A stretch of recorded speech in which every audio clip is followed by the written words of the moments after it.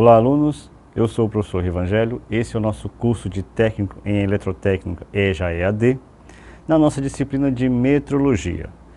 Vamos continuar esta aula. Então, essa é a aula 5. Vamos dar início com o conteúdo de metrologia e instrumentação. Aqui nós vamos ver os seguintes tópicos: calibração dos instrumentos de medida, aferição dos instrumentos de medida e normas da ABNT. Nessa parte, a gente vai entender as diferenças entre calibração e aferição de um equipamento de medida, de um instrumento de medida. E claro, todos eles são organizados de acordo com as normas da ABNT.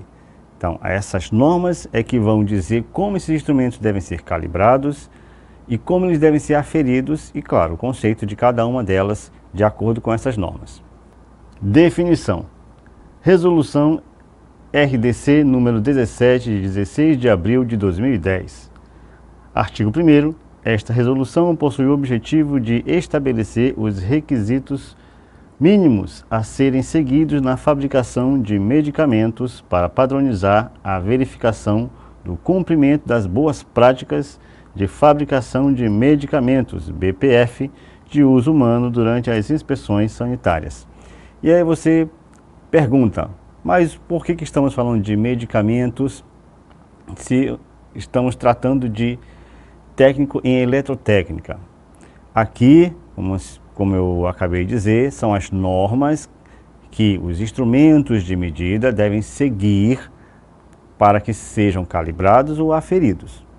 Desta forma, eles foram organizados, devem seguir os padrões de acordo com esta norma que é utilizada para as medidas de medicamentos, tá? E aí tem medidas de balança, medidas, tá, de massa feitas pela balança, medidas de volume ocupado por um tipo de medicamento, do volume tanto seja líquido como um volume sólido de comprimidos ou de medicamentos líquidos também.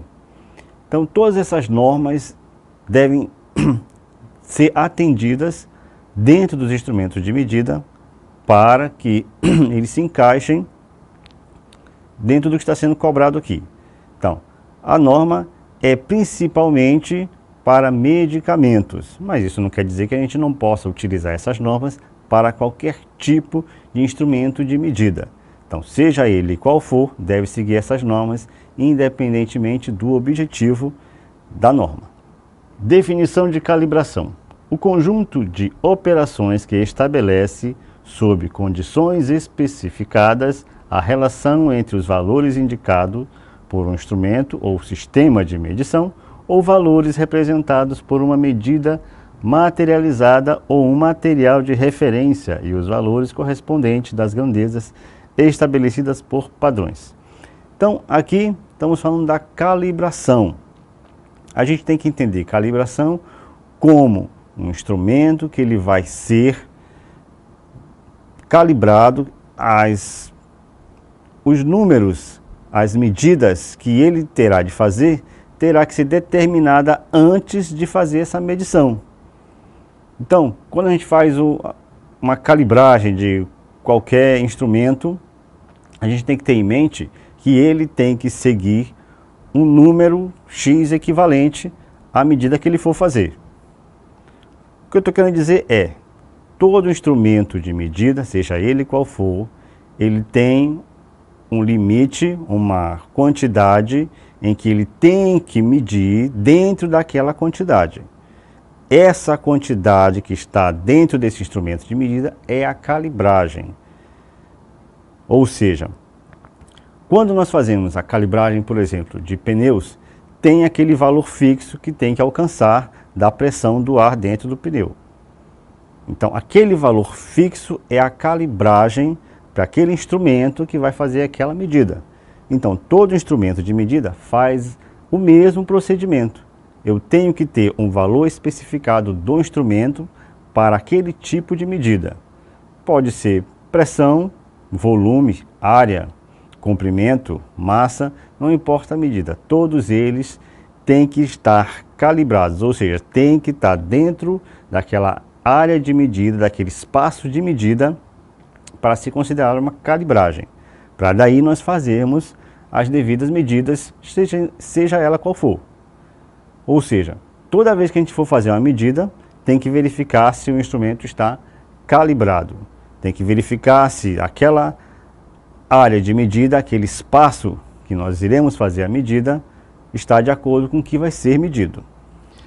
A calibragem é um equipamento utilizado para todos os instrumentos que necessitam de ajustes.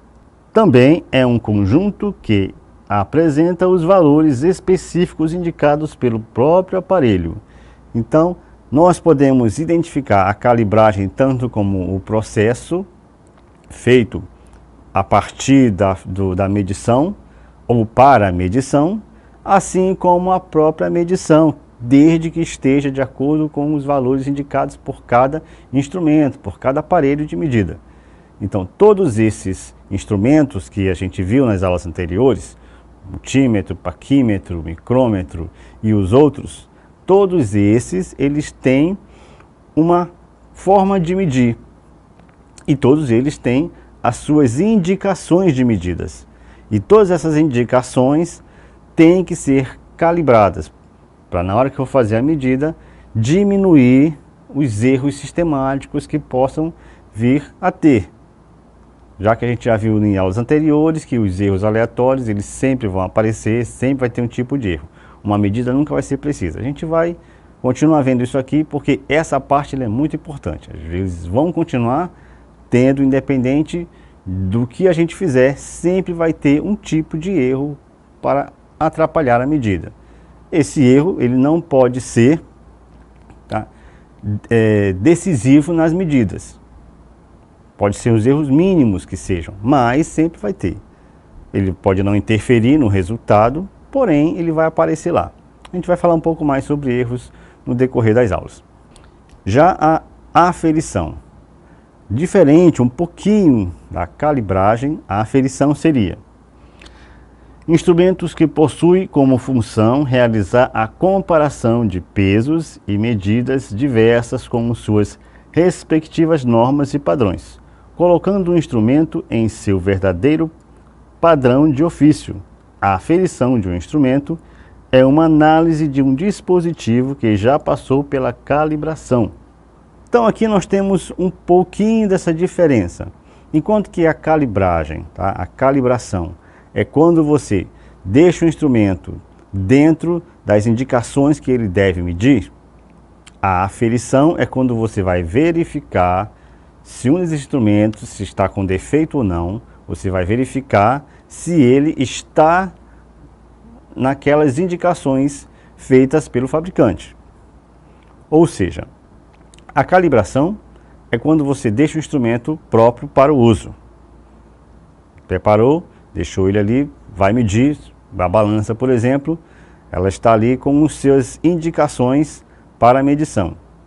Se por um acaso você verificou que mesmo depois da calibragem, ainda assim, ele pode apresentar um erro, aí nós fazemos a aferição, que é justamente esta comparação.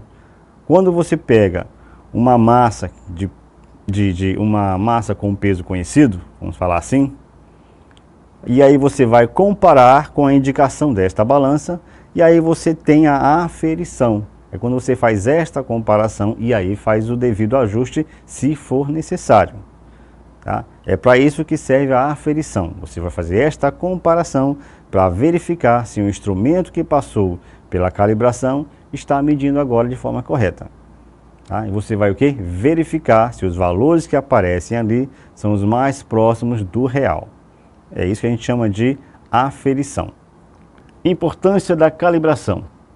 Benefícios da calibração. Com a calibração, os riscos de erro são minimizados, sejam eles conscientes ou não. Oferecem mais segurança a seus operadores, reduzindo os riscos de acidentes de trabalho. Um outro benefício é a medição correta. O consumidor leva o que compra e o fornecedor entrega o que foi comprado. Aqui então nós temos 3 principais benefícios da calibração. Tá? Então você diminui as possibilidades de erros. erráticos, sistemáticos ou aleatórios, ou conscientes ou não, como diz aqui. Os erros conscientes vamos entender como os erros sistemáticos, aqueles que você, durante a operação ou com erro de manuseio, acaba obtendo um valor errado. Já os erros aleatórios, que é aqueles que a gente não consegue controlar, esse a gente vai considerar que são os inconscientes, como diz aqui. Tá? Além de ter mais segurança para quem opera um instrumento. Ele sendo operado da forma correta, diminui o risco, por exemplo, de ocorrer uma explosão, como quando a gente fala de encher o pneu, por exemplo.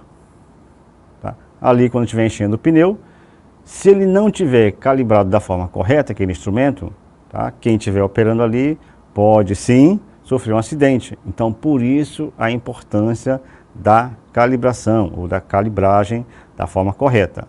Então, para que isso ocorra, o instrumento de uso, o instrumento de medida, ele tem que estar calibrado da forma correta.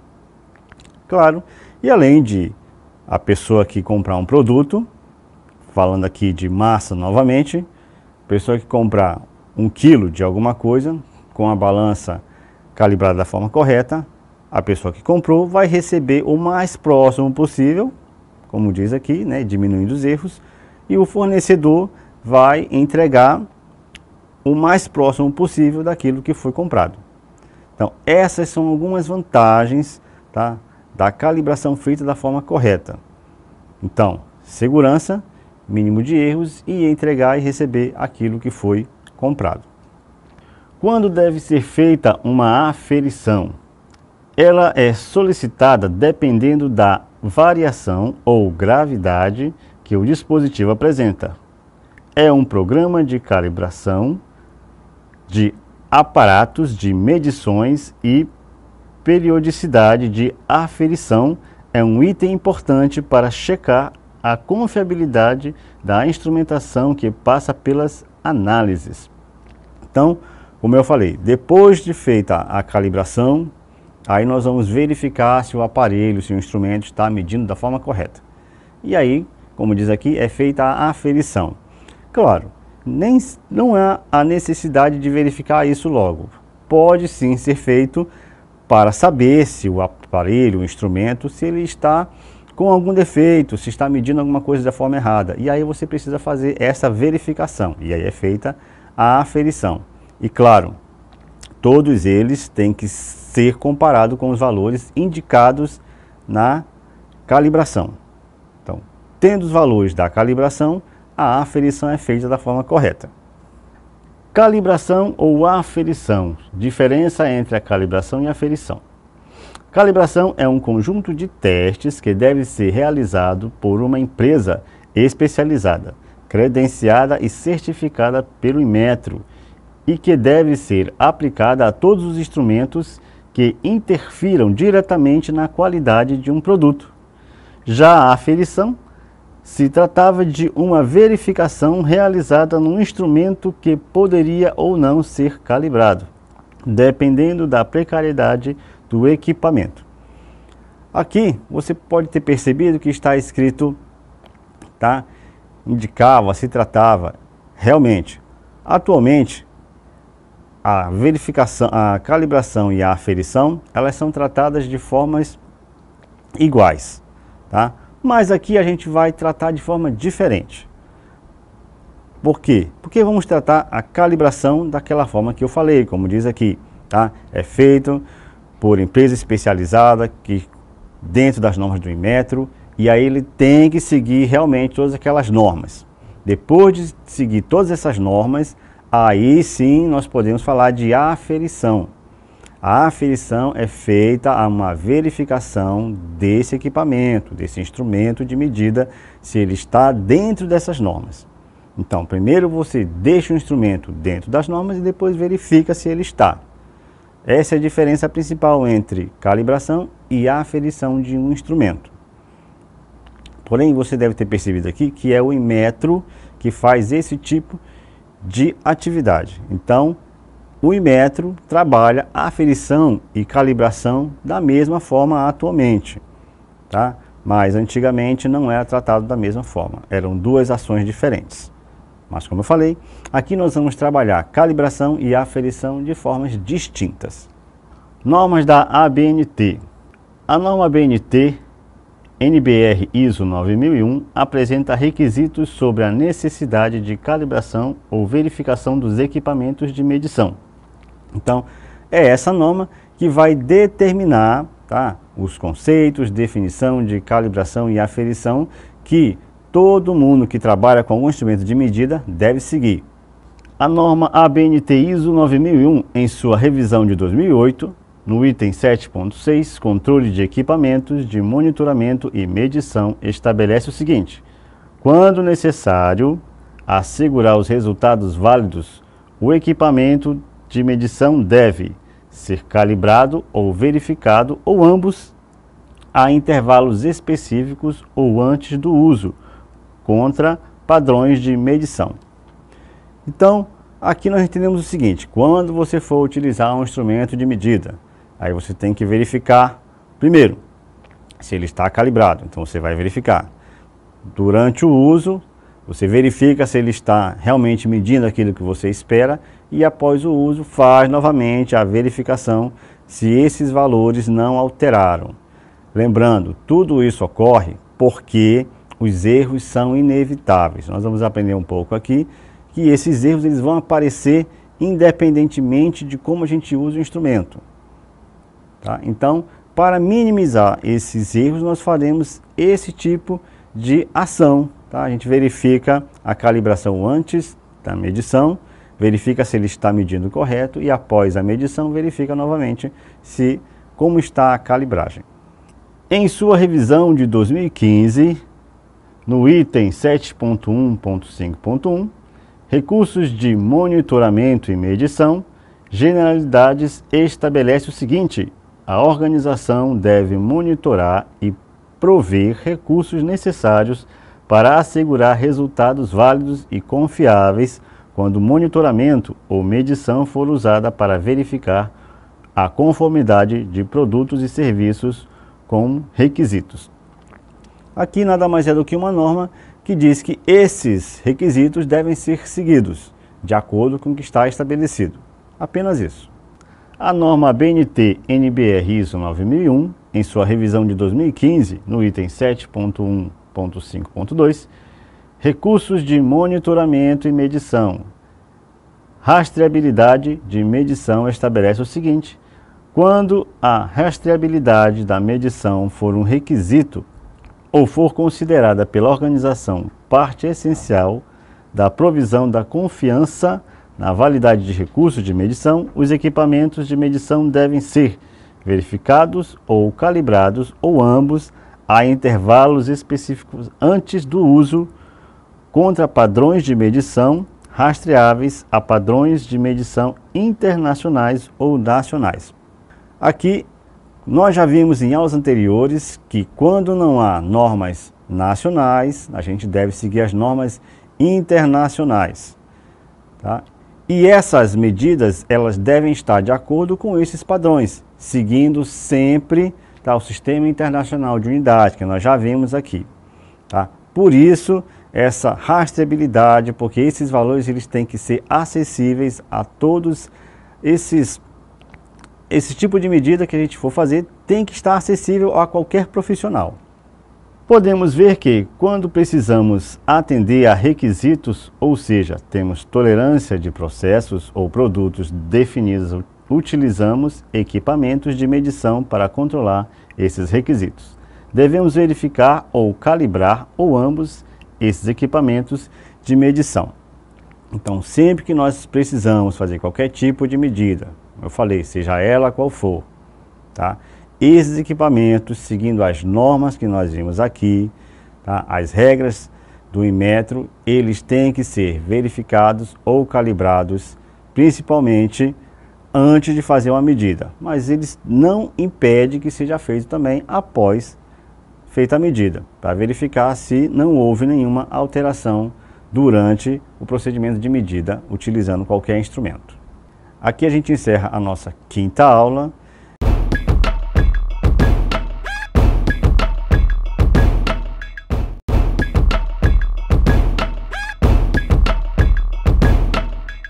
Olá, alunos, eu sou o professor Rivangélio.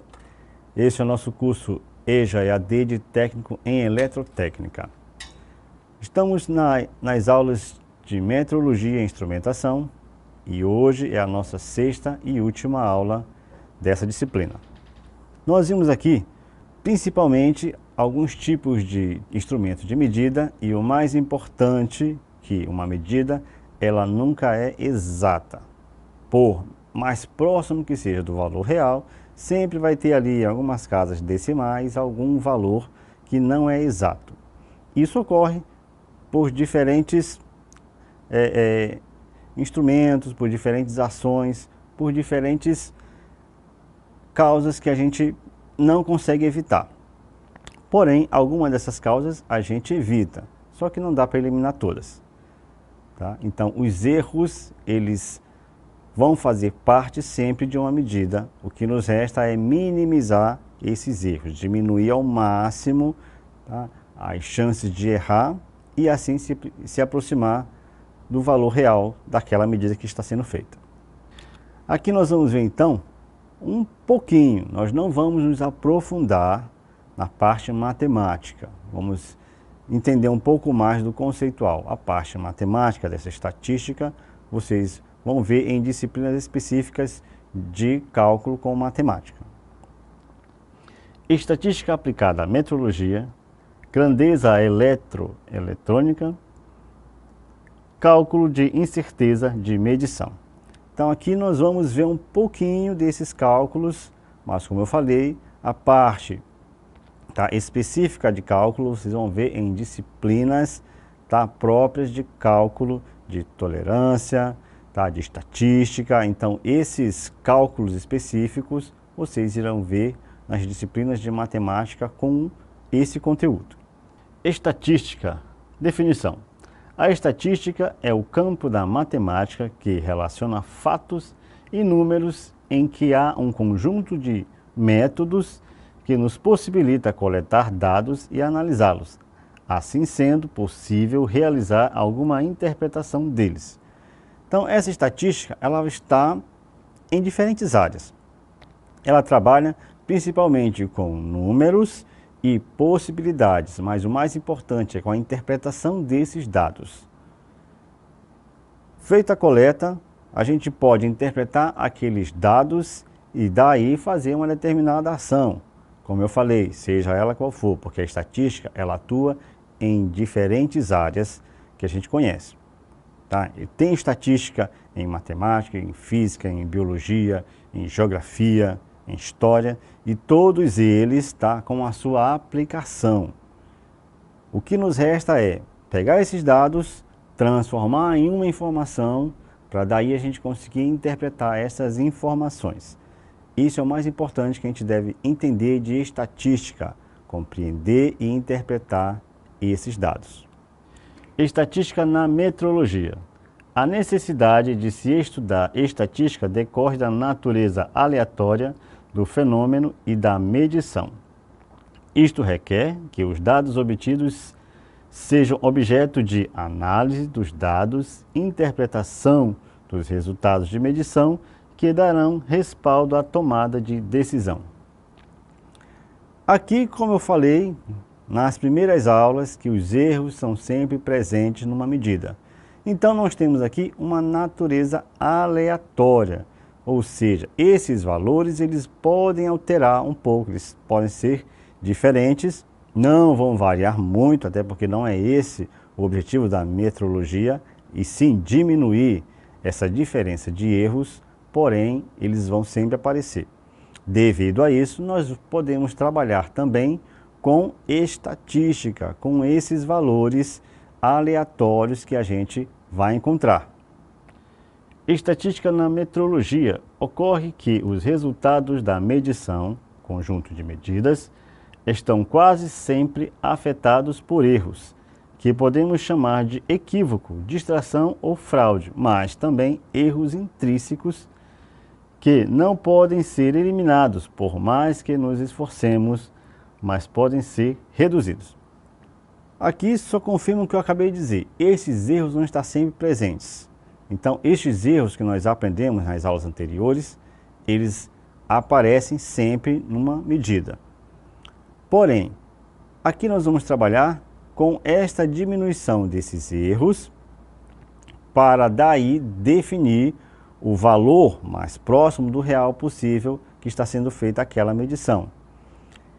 Essa tomada de decisão do valor que vai ser medido está dentro do conteúdo de estatística, porque essa estatística ela vai trabalhar com diferentes informações, diferentes números.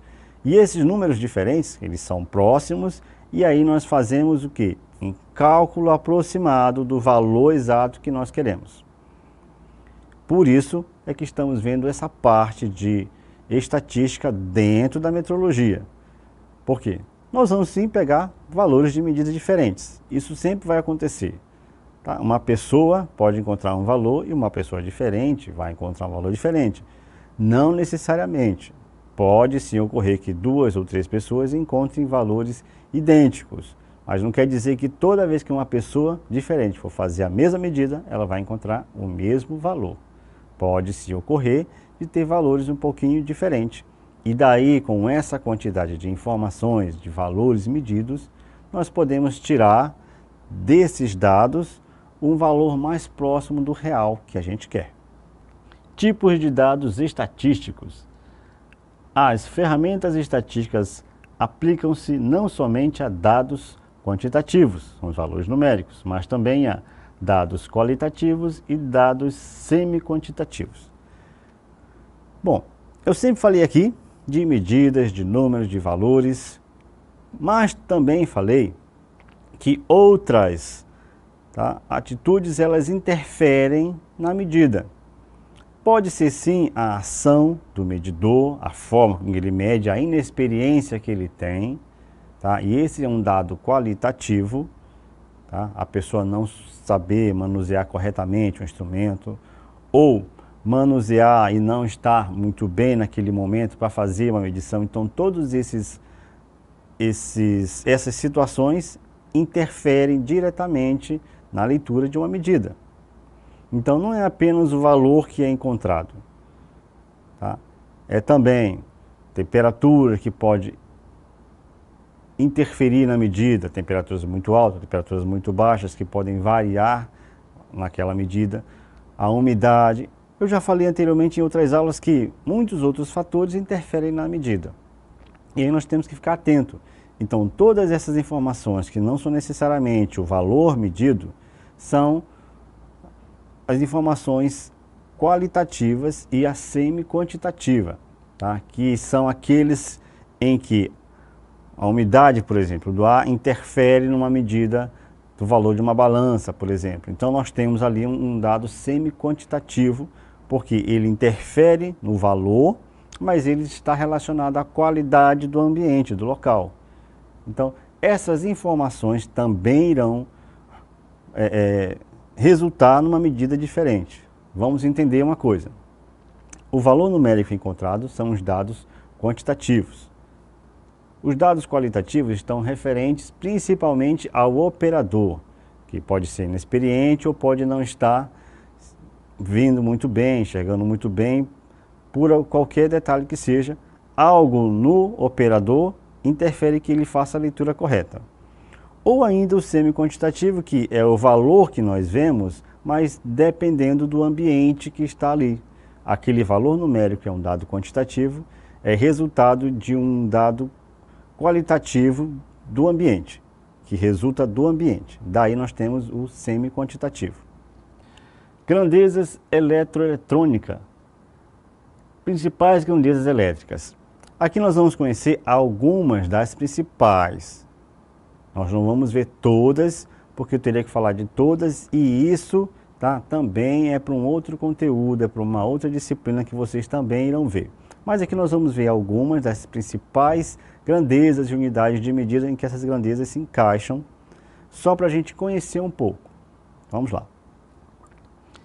Resistência elétrica é a oposição dos materiais à passagem da corrente elétrica.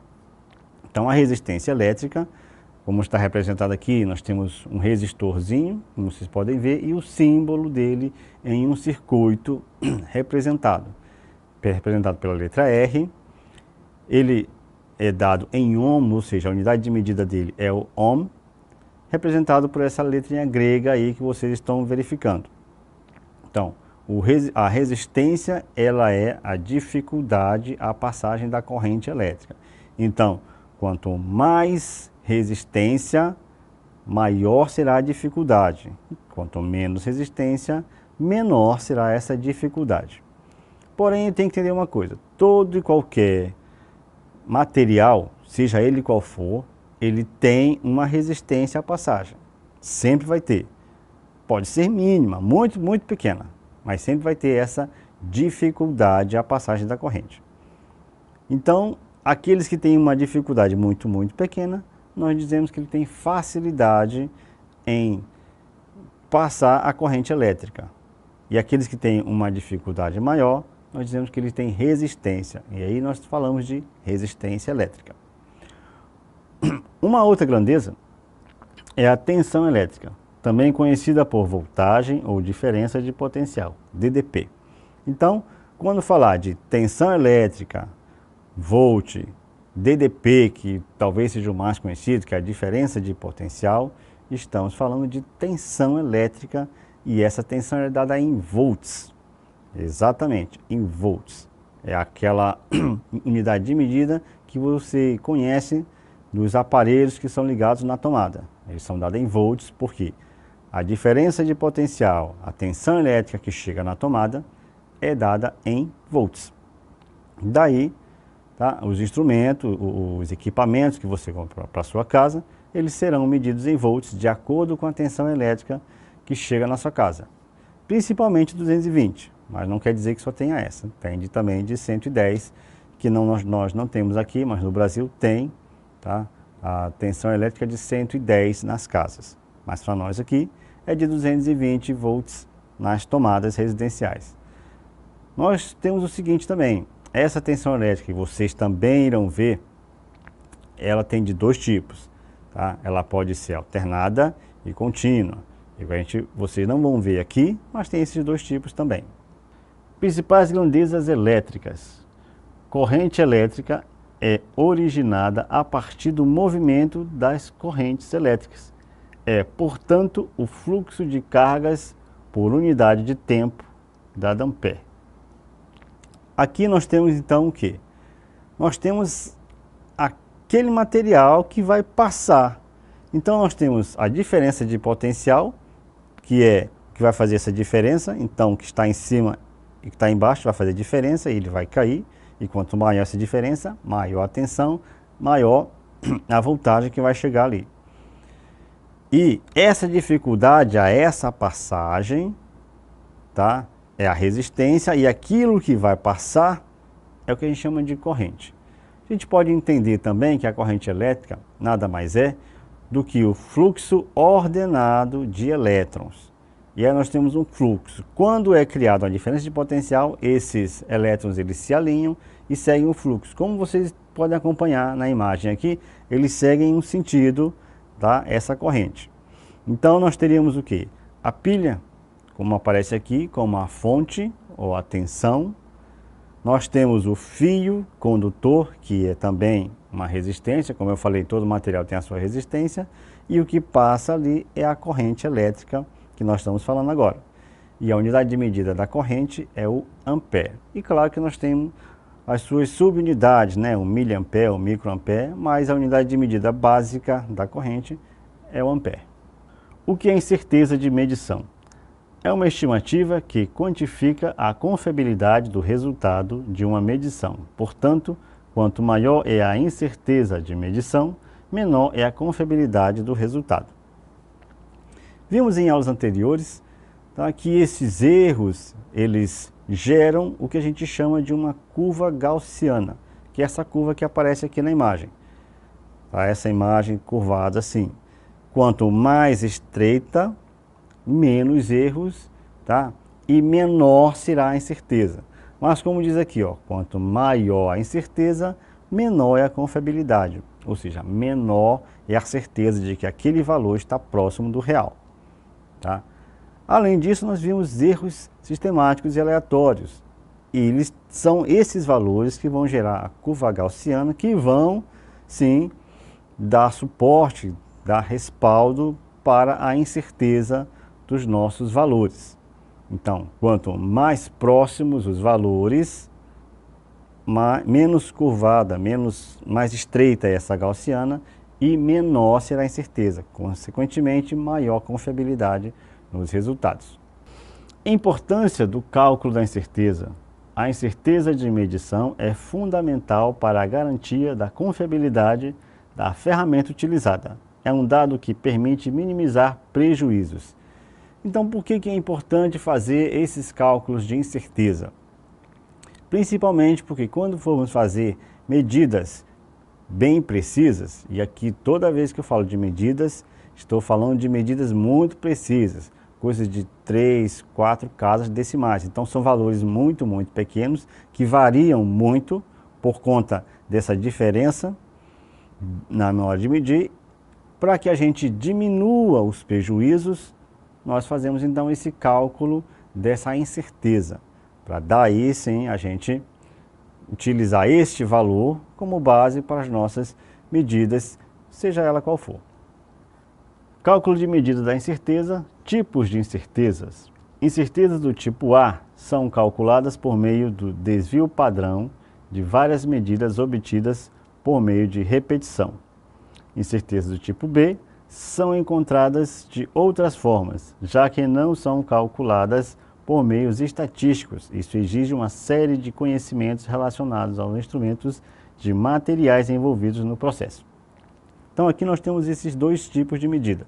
Como são feitas várias e várias medidas, nós vamos principalmente trabalhar com o desvio padrão. Mas também, de acordo com o conhecimento do profissional, da pessoa que está medindo, ele pode também obter essa incerteza a partir desse valor, desses conhecimentos. Não é simplesmente ou não é necessariamente valores numéricos. Pode ser também valores encontrados a partir do conhecimento do profissional sobre determinado instrumento de medida. Fórmulas do cálculo de incerteza. Cálculo da média do valor indicado. É a soma dos valores indicados dividido pelo número de medições. Então aqui é uma média aritmética simples que você já deve ter feito algumas vezes, representado agora desta forma. Esse símbolo que você vê aqui antes do sinal de igual, esse VI com tracinho em cima, ele representa a média aritmética. É o resultado, é a média, aquele valor que você vai calcular. Este símbolo que parece um M, um M virado em pé, no caso, se você nunca viu ele antes, ele representa o somatório, a soma, a soma daqueles valores que você mediu. Então, se você faz 3 medições, você vai encontrar 3 valores diferentes. E aí, esses valores que você encontrou é que você vai somar. E embaixo é o N, é o número de medições, ou seja, se você mediu 3 vezes, vai dividir esta soma desses valores por 3. Se mediu 4 vezes, então vai somar os 4 valores que você achou pelo 4 e assim por diante. Você vai somar os valores encontrados e dividir pela quantidade de vezes que você mediu. Como calcular a incerteza? Ao se tomar uma medida na coleta de dados, você pode assumir que há um valor real, entre outras medidas obtidas. Nesse exemplo, é como você pode colocar uma incerteza, um valor desconhecido, um valor que você sugere que ele pode alternar dentro daquela margem ali. Na imagem que você pode observar, está sendo feita uma medida, entretanto, a medição, a escala ali só tem apenas centímetros. Você verifica que não tem aquelas linhas de milímetros, então você acrescenta essa informação. E ao acrescentar essa informação dos milímetros, você está acrescentando a sua incerteza. E aí você define dentro daquele valor, dentro daquele espaço ali, uma incerteza de 1 ou 2 ou 3 milímetros, como você pode observar aqui. Foi colocado esse valor, foi acrescentado esse valor na medida, porque a medida ela não foi exata nos centímetros. portanto, é colocado essa incerteza. E aí você define a incerteza nesse caso. E aí pode ser para mais ou para menos.